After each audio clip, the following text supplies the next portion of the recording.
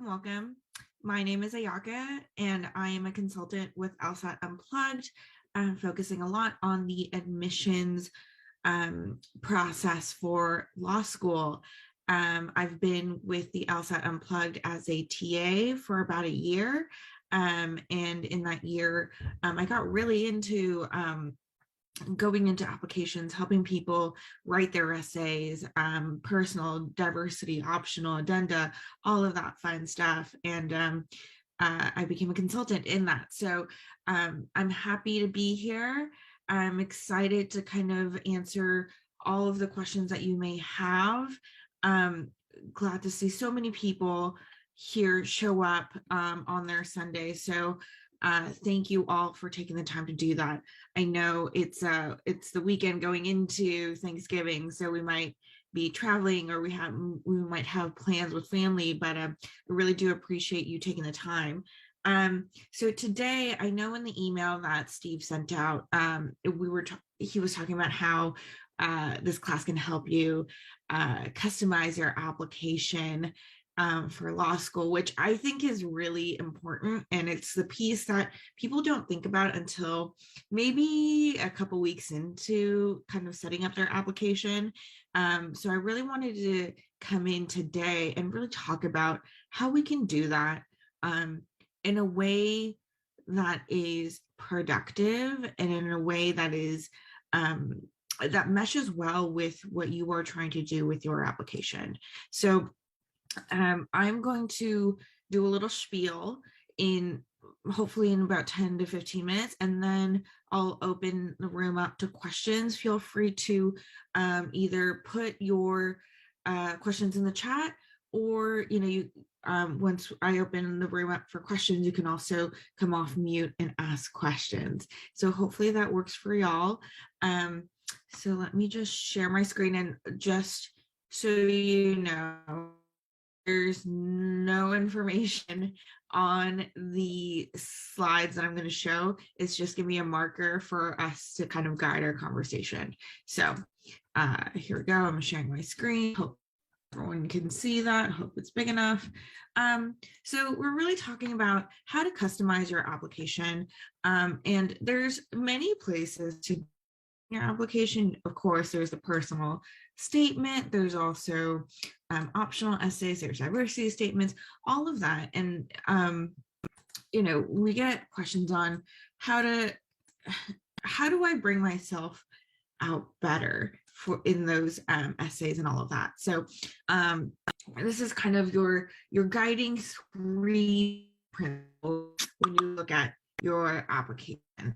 1 second here. Here we go. Okay. First off, a lot of these essays that the schools are asking you to write, majority of them will ask for a personal statement. A majority of them will ask for a personal statement. Sorry, not a personal statement, a diversity statement. So those two are pretty well known across the board. And we have the LSAT Unplugged has a lot of videos published on how to write those. I have those, but the bigger questions come when we get to like the optional essays, as where it might be kind of a curveball prompt. Also, those of you who are applying to more than just a JD program, like a JD MBA program or an LLM program, something like that, they will always for a majority of times will ask for an extra essay. And I think one of the biggest mistakes that I see people make is that we don't really know what the prompt is asking for. For example, I was working with a student who was like, oh, I need to write this optional essay. And I wrote a draft. Can you take a look? And I was looking at the prompt and I was like, well, first off, the prompt is fairly broad. Something like, tell us why you're applying to this program. right? And it was for specifically an LLM JD program. And the question in my mind was, are they referring to how you would be in addition to the program and what perspectives you'll bring? Or are they asking how this program will help you in your legal career? The prompt is so broad that we don't actually know. So the solution to that, and you may encounter a lot of these prompts, is you might need to actually reach out to admissions of that school. Admissions usually has either an email alias, a phone number that you can contact during hours, and they should be actually be able to help you answer that question. That student went, actually, we really want to know how this program is going to help you in the legal career that you want. So tell us why this program is important for the legal career that you're looking to get into. That's a different mindset than saying, this is what I'm going to bring to the program. So really knowing what the prompt is asking is going to help you better frame the story that you're trying to tell. And a lot of times, so the personal statement, diversity statement, they're fairly broad, and we have a very good idea of what we need to write. Those optional essays might be somewhere where you need to do the due diligence of asking admissions what they are looking for. Second point, pick the right topic for you. This is really a broader conversation on topic, and I believe there's at least one, if not two or three videos on YouTube or podcasts, Unplugged channel that talks about, and I talk about it as well, that talks about picking the right topic. The story that you think that you need to tell might be different than the story that you need to tell. So kind of understanding what topic is right, what topic is appropriate is a process. It's a couple iterations of you writing a draft and saying, actually, this topic that I thought was a good one might not be what's appropriate here. And kind of going through the motions of that to figure it out and kind of hone in on what the right topic is. There's different ways to filter a topic. If you want to get a whole spiel on it, there's a video on YouTube. I believe it's about an hour long. So really take a look at that video. But, you know, times when we start thinking about our essays, we start thinking with the hook, right? Oh, that's a really interesting hook to start my personal statement. Well, if you're never going to refer back to that hook in the rest of your essay, is it really the right story to begin with? That's something to think about. Also, don't try to think that, oh, this is what admissions is looking for. Admissions is looking for a broad spectrum of students. And if, you know, I've interviewed admissions officers this past year, and nobody had one answer. This we're looking in a diversity statement. You know, they are accepting a wide variety of people with a wide variety of experience. So don't think that they're looking for a specific kind of narrative or a specific kind of experience or a specific kind of essay. Write story that needs to be told to explain the why law school or why a legal career. And I think that would set you in action. Lastly, third point, don't name drop the school. And this is one of those where when students start off applying and they write their first draft, they always have that whole to be part of your prestigious institution, school name X, Y, and Z. And I'm sure some of you have that in essays. when I say don't name drop, it doesn't mean you can't talk about the school. However, we want to be very strategic about how you're tailoring, you say, to that school. So I don't believe that putting a school's name into your essay is enough if you're trying to appeal to admissions that you've done your research and you think that school is a right fit for you. If you are just name dropping the school, that is not enough. I think if you want to go in that direction of putting the school's name in, or a specific program or a specific professor, you need to do the due diligence and say, hey, this is where I'm going, and therefore I would like to be part of this community, and be a little bit more specific about how you're going to integrate, how you're going to be a value add in that community. I think it's a dangerous technique to just name drop a school and have 14 different essays with different school names in it. Every year we hear admissions officers say, I got a essay with a different school's name in it.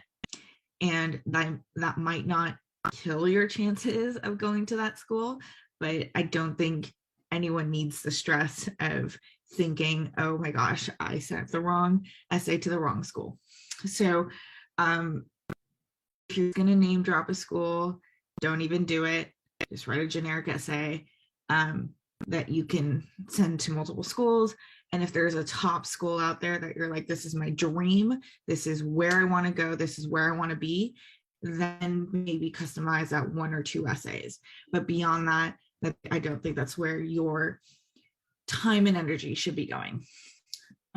So that is really it for my spiel of, your kind of how to make that application stronger, more customized to who you are.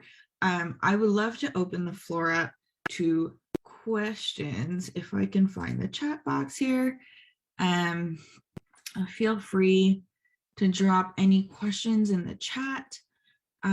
If you want to come off mute and ask a question, happy to answer any questions around applications, essays, letters of rec, timing, any of that.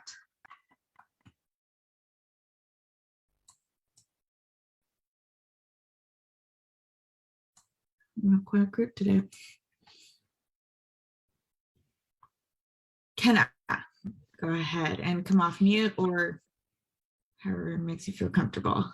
Awesome. Hi, Aika. Can you hear me? Yes, we can hear you. Perfect. Thank you so much for doing this. I really appreciate all of your sessions and have attended a few in the past. So it's very nice to see you again.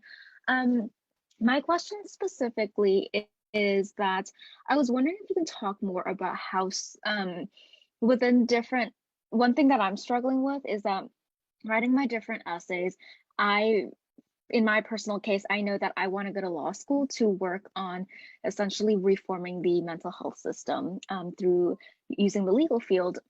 And so I do mention sort of my, my professional work in that space and what drew that interest. But I was wondering, because that's such a huge part of why I want to go to law school, it is also relevant not just in my professional life, but also in my personal life and in my extracurriculars. And I'm worried that I'll come off as someone who, only cares about, doing mental health work and nothing else, because that's the general trend or theme that you can see throughout my application. And I don't know if that's a strength or if that would hurt me and make me seem horribly uninteresting.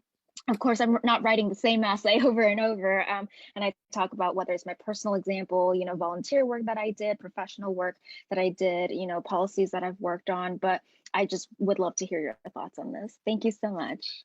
Yeah, and I think those of us who are in a certain field and who live and breathe that field, I feel you, Kenna. I live and breathe in a very different field, but we can feel like, oh, yeah, this might be boring. However, I think I'm like, oh my gosh, tell me more. Tell me what's going on. There's so much information that you have as a person, and and I feel like when you get to writing your essays, you're going to be like, oh my gosh, I can't fit all the information that I want to fit into an essay in the 2 pages that are given for a personal statement, or the 1.5 for diversity, or the 500 words in an optional essay. Like, you're going to run out of space.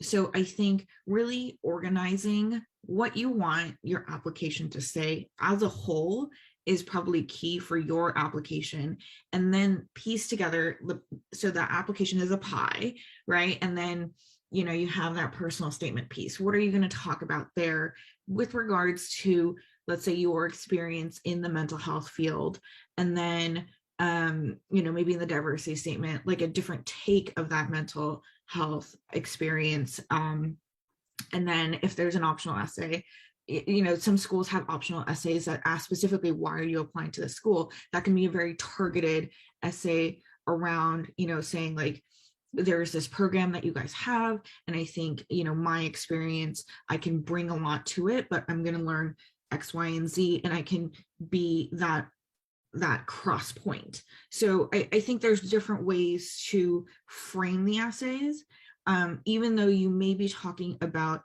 a similar meta topic, but the different takes in the essays can show a different side of who you are. And that's ultimately what you want to get across with the essays. Is all admissions officers have said publicly on videos that they are looking to understand who you are as a person, what makes you tick, how do you think, are you, if you think of something, do you take action, stuff like that. So really, you want to make sure you're highlighting different things about yourself, but it can all be related in this whole conversation about mental health that you're talking about. Does that make sense? Yeah, that's super helpful. Thank you so much for that. Absolutely. And I know there's a bunch of people who are direct messaging me questions. If you could put it in the chat for everyone, what you'll find in these sessions is a lot of people have very similar questions. So I would encourage you to be brave and kind of put them in the public chat, but I will go ahead and answer some of these questions. So the recording of the session, I believe they will go up on YouTube in a couple weeks. So keep an eye out for that. Can you replace LSAT scores after applying? That would depend on the school. So I would really ask admissions. Some schools, once they receive your application, may look at your application right away and have a decision within 6 weeks to 8 weeks, right? So if your score isn't coming out until another 8 weeks, you're kind of out of luck in terms of they've already taken a look at your application, right? So you may want to talk to your school, and that may be a reason to hold back your application until a certain date.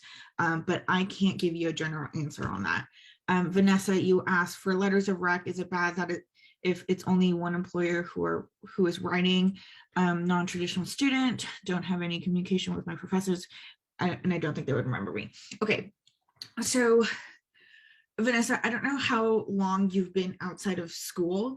A good number of schools have said that if you are 5 years or out from undergrad, they will put the same weight in employer letters of rec as professors, because they understand that, professors retire, you might not have a relationship with a professor anymore, X, Y, and Z. It would be great if you had a letter from your professor, but if you don't think it's going to be as strong as your employers, then I would say that's a call that you can make, and I think that's a great call that you can make. I'm about 6 years out from undergrad and definitely kept up a relationship with a professor where when I graduated, I was like, I know one day you're going to write a letter of rec for me. So, I've kept that communication up with a professor, but I understand it's really hard to do that. And maybe you didn't connect with the professor, and that's all right. So if your employer can write a really, really strong letter of rec, I think that's great. Having maybe 2 people from the employer, or if you had multiple employers, having a letter of rec from 2 separate employers would be great as well. So there's different ways to get around it. If you are teetering on that you've been out of school for maybe 3 years or less, and you're saying that, maybe you want to reach out to admissions and clarify that piece. But admissions are very understanding of not, and they're very used to non-traditional students coming in and applying. So they should be very ready with an answer for that. Would you say that one letter of recommendation is sufficient, or do they generally prefer two? So if you go into LSAC and you start your application, and when you start adding schools, they'll tell you one letter, two letter, three letters. I'm not sure which schools you're looking at. I've generally seen two letters, and then an optional third if you want to. I think if they're giving you the option of one or two, I would go with two, because, so just a little side spiel about letters of recs. If you were asking either your professor, employer, someone, hey, can you write a letter of rec for me? And they say yes, and that's all you said, I think that's a missed opportunity. Like when I was answering Kenna's question about your application as a whole, your letter of rec is another piece of the pie. And you really want to direct your writers to fill in a gap that maybe you can't fill in your application. For example, if you have a not so great GPA going in, but you had a great experience with the professor and you showed up well to that class, and you say, that's actually how I can show up at law school, then to that professor, you really should be saying, hey, I'm applying to law school. I don't have the best GPA, but I felt like I was the best student I could be in your class. Can you write a letter of rec that reflects how I showed up in that class? And then, if you have it, have, writing samples that you did during the class, significant projects that you did during the class, and kind of supplement that ask and say, here are the examples of my work that I did during your class, just to jog your memory. And that can really fill that gap. It can't boost your GPA, but it can give insight to say, hey, maybe overall GPA wasn't great, but this person shows up very strongly in class. And that maybe there's other factors that are going into that GPA, but that letter of rec can really help you elevate that. So when I see a question about, should I just send in one or two, I think that's an opportunity to fill in any gaps that you may have in your application. Maybe you don't have gaps, and that would be great. But if you feel like you do, then I think the letter of recs can help you boost your application in different places where you can't necessarily. For those who do not have professional experience that relates to law school, how would you recommend strengthening your personal statement to make yourself stand out? So I think that would, Alina, that's a great question. When you don't have professional experience, you can, you have 4 years of school that you have experienced. And these past 4 years has been an interesting 4 years. And I think you can refer back to any internships you've had, any interesting classes you had, any pivotal moment in your life, maybe, that kind of changed the perspective for you. You've made the decision to go to law school as a young adult, and to kind of talk about what got you to that decision would be an interesting essay. So I think that's kind of where you can start. Also, kind of whenever I think about personal statements, admissions officers always say, hey, we want to know more about you. And I think that's hard in terms of a life event sort of mindset. And that's where a lot of people go to, right? I had a legal setback somewhere, or my family was involved with the law, or I was involved with the law, that could be a topic. But a lot of people think in that way. I would love for you to think a little bit outside of the box and say, for example, what do you want admissions to know about you? Are you detail oriented? Are you driven?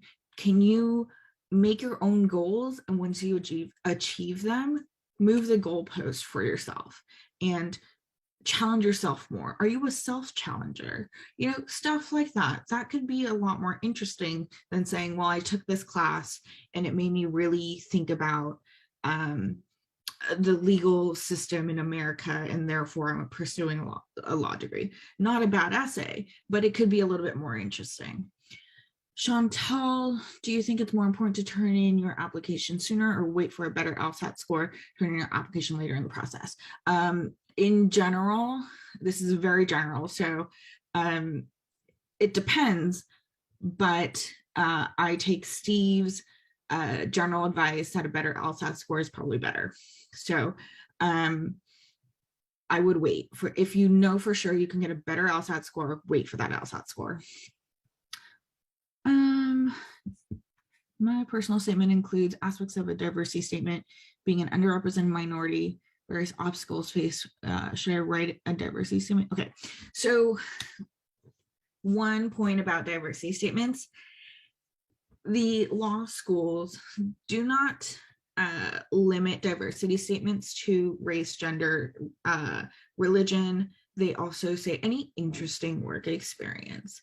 So they've opened the door to a lot of things in terms of a diversity. If you have a diverse perspective, I think it is valid as a diversity statement. Now, I would actually, Asia, for you, take a real good look at your personal statement and kind of count out what are the things that you are talking about, like the different topics that are in your essay. I think if you count, you may have 3 or 4 things that you're talking about in your essay. And I think for a personal statement that is 2 pages or a little bit over 2 pages, you should have 1 or 2. So if the 1 or 2 is including the being part of an underrepresented minority, I think you can swing it as a personal statement. If you're more comfortable swinging it as a diversity statement, I think that's fine as well. Many times what you'll find is that people start off writing a personal statement and a diversity statement, and it switches. So where we end up is that diversity statement turns into a personal statement, and the personal statement that we started off with turns into a diversity. So be flexible in that. But I think write out what you want to write out. Write out that essay. You can always piece out what might be for a diversity statement and what might be for a personal. So kind of split that out. So don't be confined in the categories. Write out all the things that you want to say and then split it out.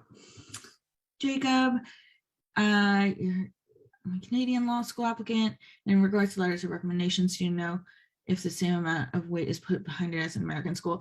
I actually don't have that answer for you, Jacob, and I would actually go ahead and call or reach out to admissions to the schools that you were applying to. And even in American law schools, letters of rec are given different weights across schools. So if you're really interested in the answer to that question, I would reach out. I'm wondering if you're asking that because you feel like maybe you don't have strong letters of rec, or you might not have the people that you want writing your letters of rec. I would really ask the school. You really do want strong letters of rec. They can turn a maybe into a yes if they show up right, and they can turn a maybe into a no if they don't show up right. So I would take some time to think about what you're doing with the letters of rec. Emma, tough go around with the LSAT this past year. Find out. Oh, I'm sorry to hear that. Oh no. Yeah, and the Wi-Fi stuff. I'm so sorry to hear that.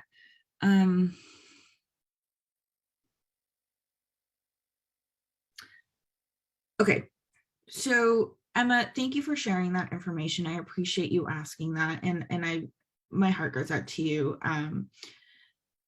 With regards to the application, I think there is a place to write about that in an addenda, as long as you're not addressing what's happening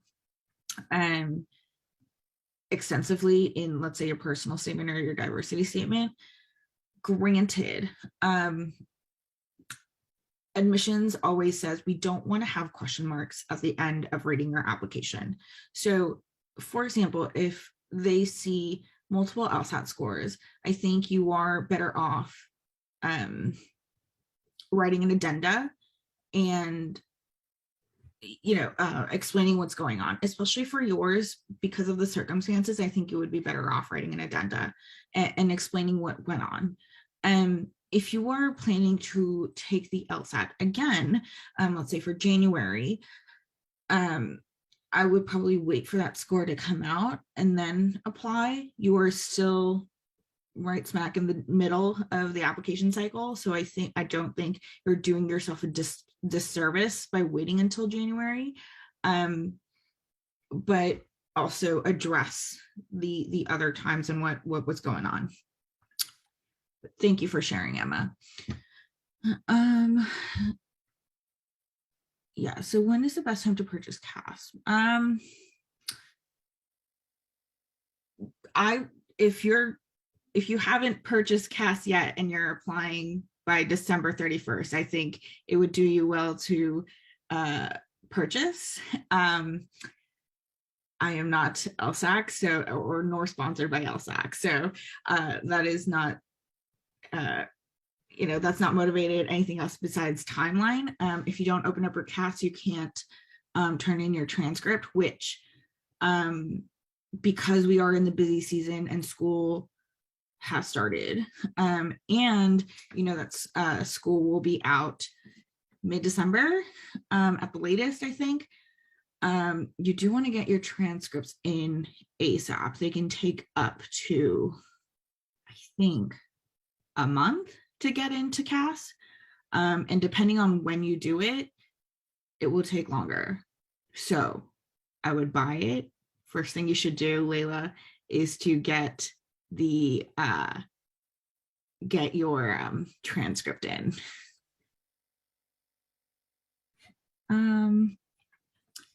Chantal, do you think it's important to tailor your personal statement to a specific school? Yeah. Chantal, I think in general, and this is my personal opinion, you should have a general essay that's out there.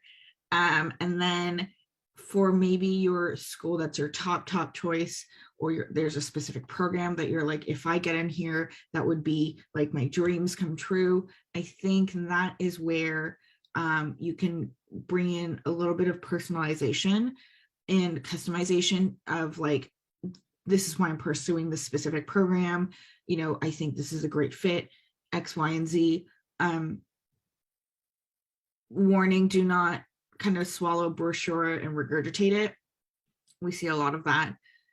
No need to talk about the beautiful campus, stuff like that's a lot of filler.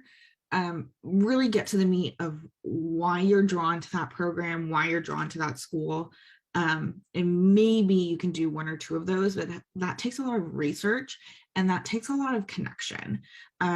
You don't want to name drop, be like, hey, I want to take this class with this professor. That's widely available information on the internet, right? So the people who have done it well have reached out to admissions, have reached out to specific departments and said, and have had multiple conversations with admissions, have had conversations with a professor and say, hey, like in my conversation with Professor X, Y, and Z, I realize that this is the route I want to go, and therefore I am pursuing this program or something like that.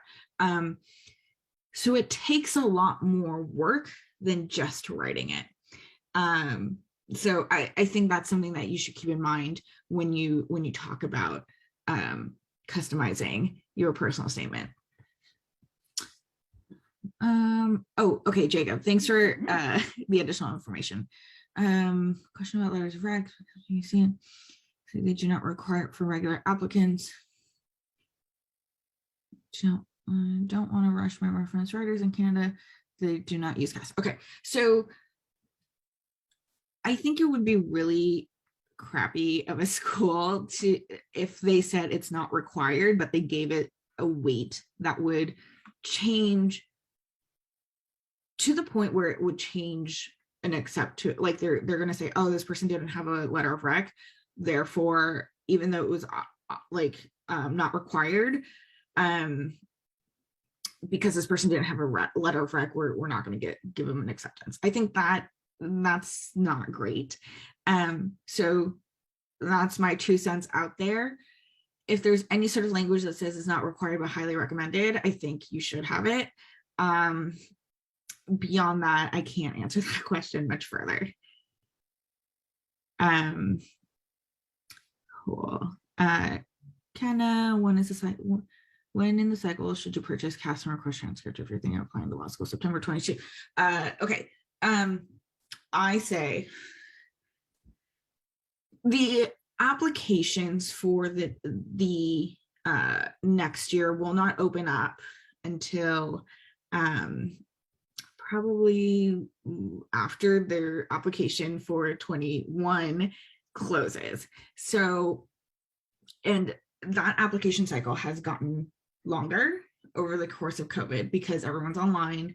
Timelines have shortened in terms of making decisions and making action.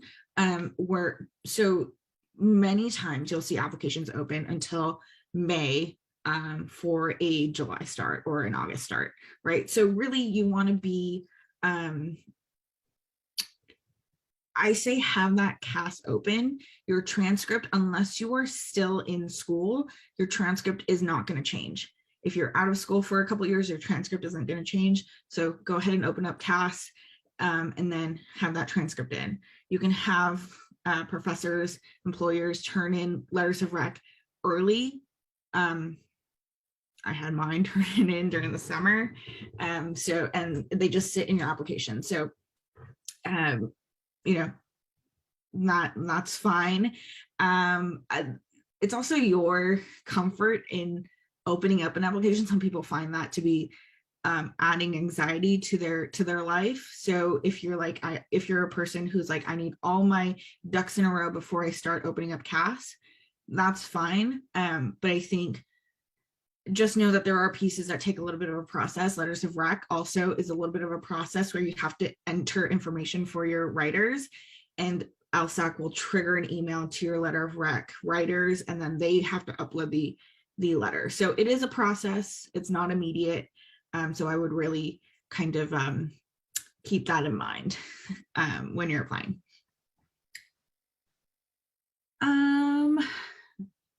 And Mike, I know you sent a direct message. So the notes, what I'm sharing here is all that we kind of went over today. So beyond that, the recording will be up on YouTube, hopefully within the next couple of weeks. Good to see you, Mike. Cool. Thank you. Thanks, Ayaka. Yeah, absolutely. That's another question about letters of rec. How long would you say is too long to ask your former professor for a letter of rec? 2 years ago, still nervous about asking the ones I had good classes with. I also don't want to seem like I'm the only contacting them for favor. Okay. I think professors are very used to people coming out of the woodworks 4, 5, 6, 10 years later asking for a letter of rec. So don't be embarrassed, number one. Number two, I had a professor write a letter of rec for me, and I've graduated in 2015. So it's been a while, and I don't think anyone's going to hold that against you. So I'm not sure where you may have reservations on it's been too long. They can testify to how you are in a classroom. So I think that's a strength if you've been out of school for a bit, but they can still talk, because the question in admissions minds for non-traditional students is going to be, how are they going to be in a classroom, right? And for those students who have been out of school for 5+ years, that's a bigger question. So really you want to alleviate any questions they might have of that. So to kind of have a letter of rec that can say, hey, this person is actually great. They did their homework. They spoke up in class. They brought a great perspective. They showed up awesome in class. That's a great testament to have, especially if you've been out of school for a bit. I think if you've been out of school for a couple of years, but you can reach back out to your professors, I would just really start a conversation and say, hi, how are you doing? Have that conversation. Take them, I worked in Tokyo for a bit, so I was out of the country. But every time I came back for the summer to visit friends and family, I made sure to make an appointment and say, hey, I just want to catch up. And had coffee, had dinner with a professor, and say like, hey, these are the plans, this is what's going on, I'm hoping to apply within the next few years, X, Y, and Z, and really update that person and show them the respectives, and I totally understand the whole like, hey, can you like write me a letter? Like that's such an awkward question to go in with, but say, hey, like I'm genuinely interested in what's going on, tell me about your research, tell me about the classes that you're teaching.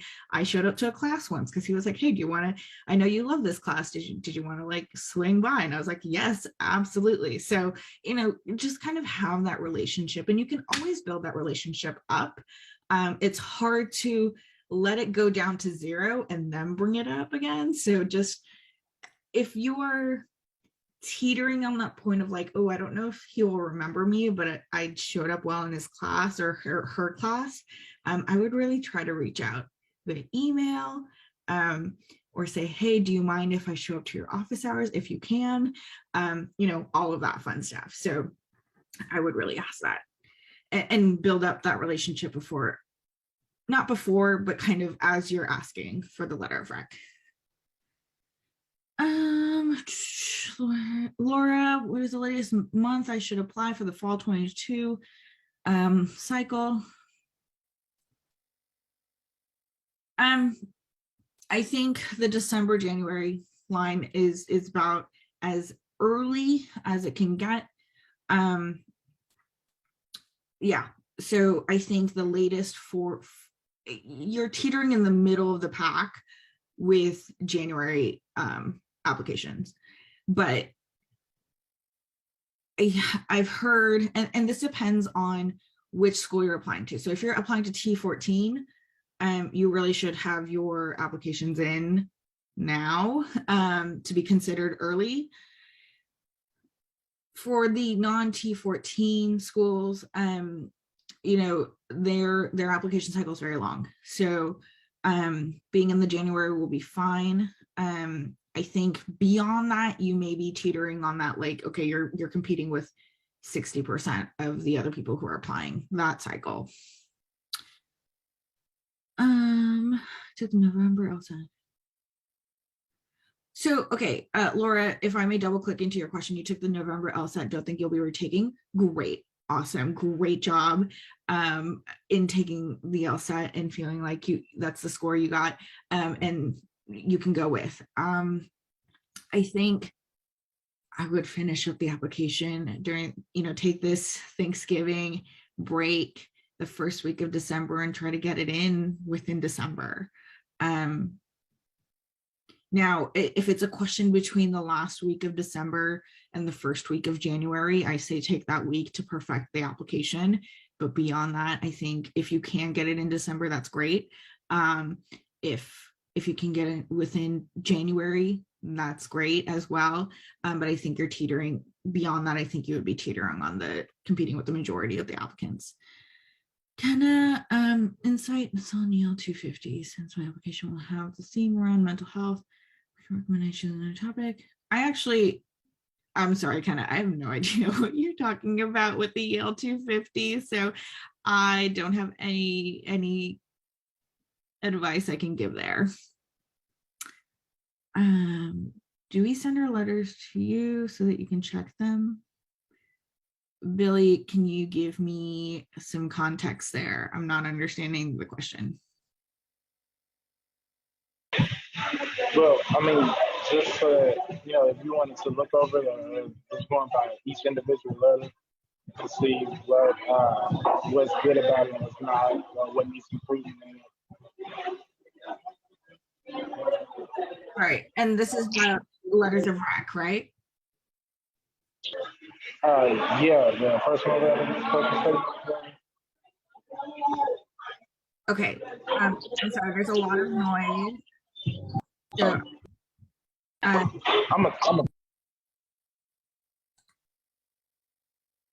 okay, so what I understand, so two comments on that. If you are, I do not do, outside of the LSAT class, I do not do personal readings of personal statements and all of that outside of LSAT Unplugged class. So if you would like to get personal feedback, you would need to join LSAT Unplugged courses.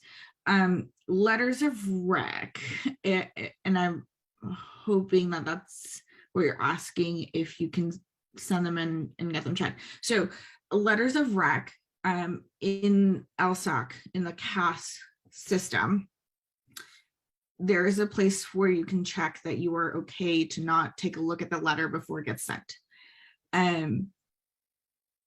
There's differing opinions on why you would or wouldn't check that. I generally say don't check that box, or sorry, check the box to say that you've waived your right to see the letter, for two different reasons. One is because whoever's writing the letter, if they know that you will be looking at the letter, they're writing for two different readers. So they may censor themselves to say, oh, that's not a good thing to say in this letter, especially if Ayaka is looking at them, right? Or they may decide to omit things. The other is that there's some sort of integrity about people who look at your application and say, oh, okay, this person didn't take a look at this letter, so they don't know what's being written here. That's why you really want to be very confident that the person that's writing your letter is going to write a good letter for you. But I think it is better to waive that right, but be very confident that the letter is going to be strong. So those are my 2 cents. Jamie, taking the FAB LSAT, I think that would be kind of the middle of the pack in terms of where the population is in terms of applying. The application cycle has become longer, no doubt. So there's a good number of people who are applying in the spring. So I don't think it's late, like too late, but you are competing with a lot of people who are turning in applications at a similar time. And maybe half the seats at that law school will be filled. And it also depends on what school you're applying to. So if you're applying for a T14, yeah, probably a little bit late for that cycle, but not, no hope is lost. But if you're looking at maybe a smaller school, probably, it's probably not too late at all. And you can really still turn in a strong application and you have a great chance of going to law school. Well, I've talked a lot, but any last questions, lingering questions that you may have, just know that this class hopefully will be up on YouTube soon. Also, LSAT Unplugged, I teach a class every Wednesdays.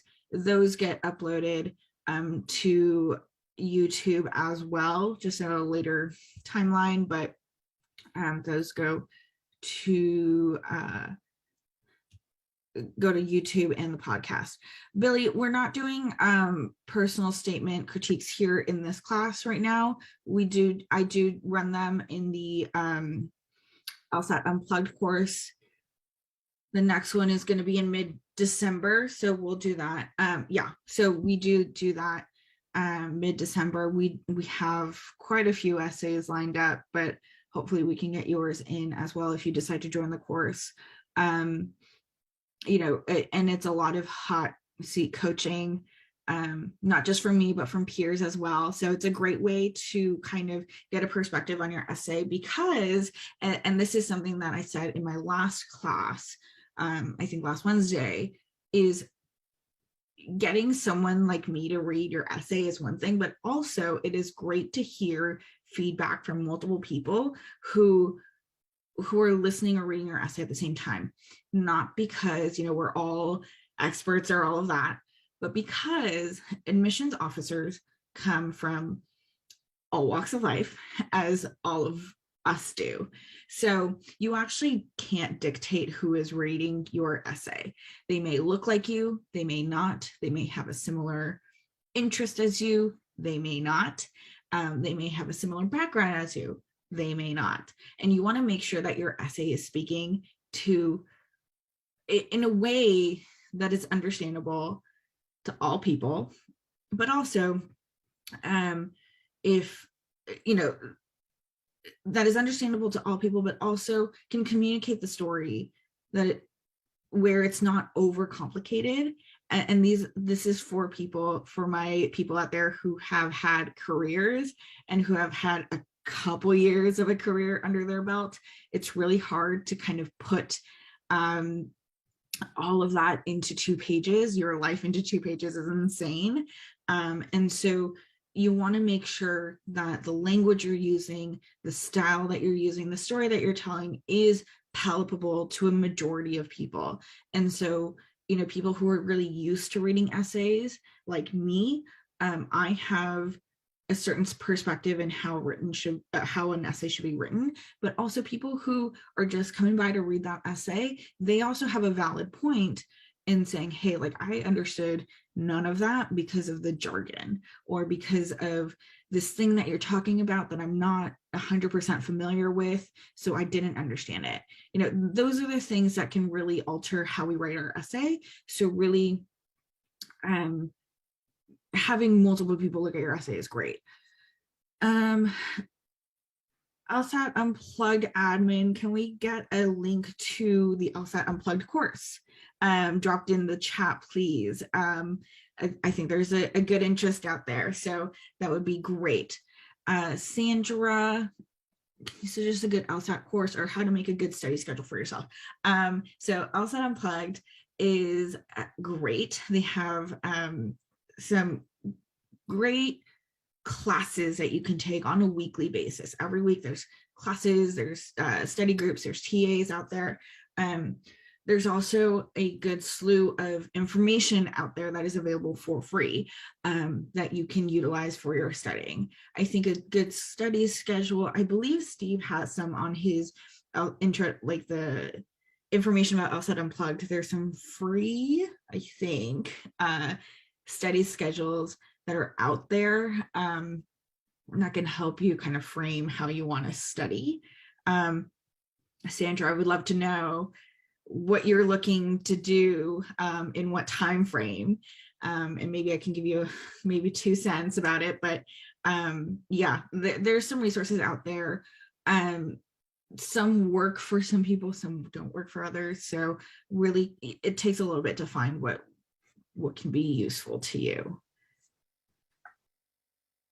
All right, we're almost at the top of the hour. Last minute questions, anyone? I'm looking for 23 entry. I'm looking for 20. Sorry, Sandra, you gotta, what does that mean? 23 entry.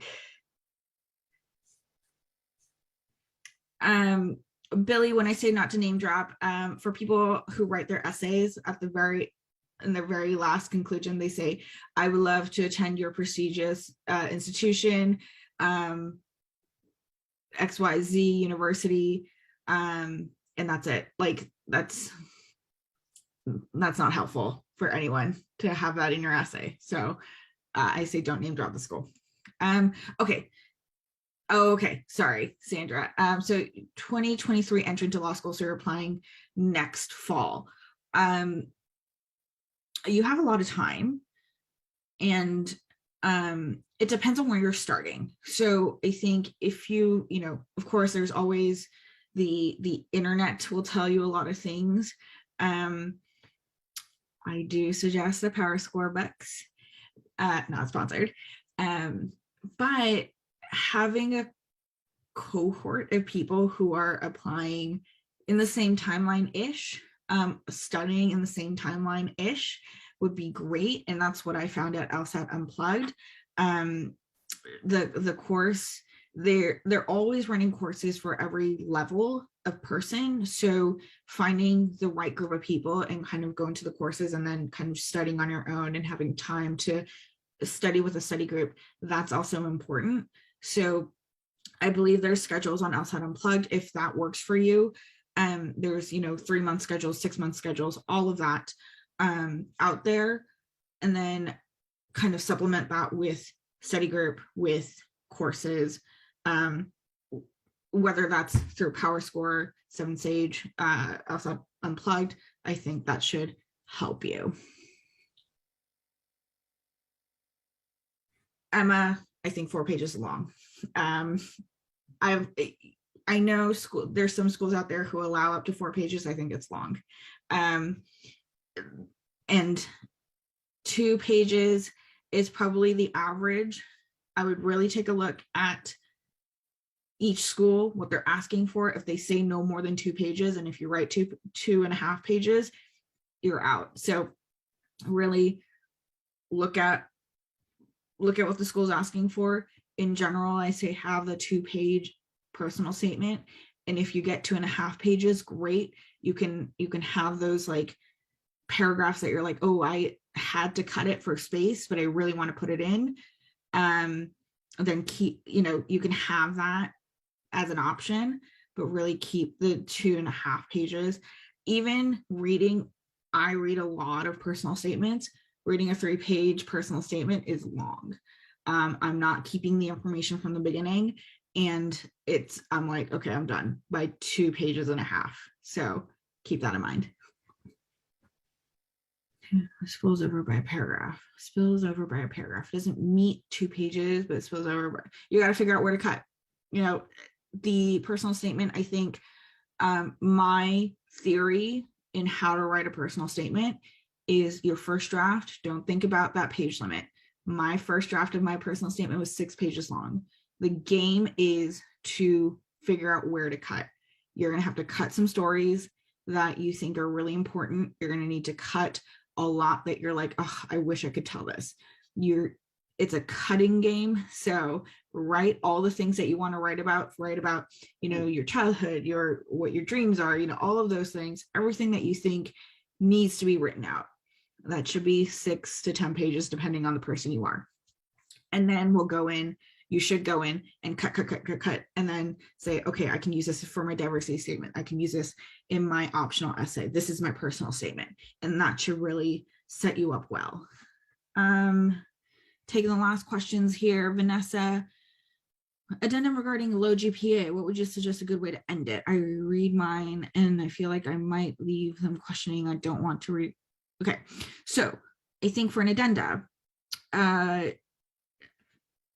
think the best way to end an addenda is to say, hey, these are the things that went wrong, right?